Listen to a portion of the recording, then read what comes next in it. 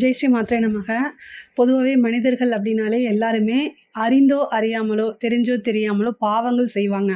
இந்த பாவங்கள் எல்லாத்தையுமே போக்கக்கூடிய ஒரு நாள் வருது. அதுதான் பாபஹர தசமி அப்படின்னு 5/6/2025 வியாழக்கிழமை இந்த நாள் வருது.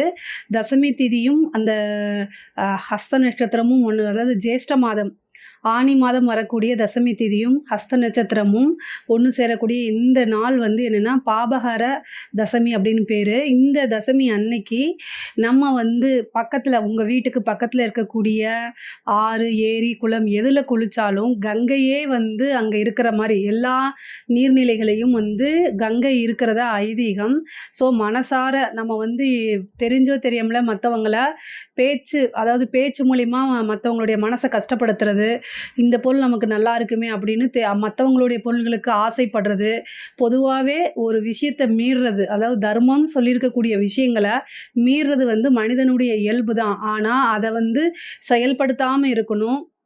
உங்களுடைய பாவங்கள், ஐயோ நம்ம இந்த பாவம் செஞ்சிட்டோமேன்னு ஒரு செயலை செஞ்சதுக்காக நீங்கள் வருத்தப்பட்டீங்க அப்படின்னா அந்த பாவத்தை கண்டிப்பாக கட்டாயம் போக்கிக்க முடியும்.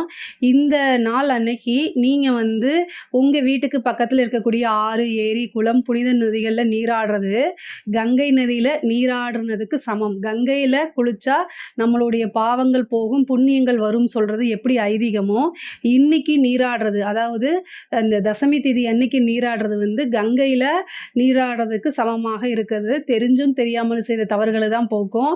நீங்கள் வேணுக்கணுமே செஞ்சது, உங்களுக்கு தெரிஞ்சு உங்களுடைய அறிவுக்கு உட்பட்டு இது தர்மத்துக்கு புறம்பானது அப்படின்னு நினச்சி செய்யக்கூடிய சில விஷயங்கள் எக்காரணத்தை கொண்டும் அந்த பாவங்கள் போவாது. அறிந்தும் அறியாமலும் செய்த பாவங்கள் மட்டுமே போக்கப்படும்.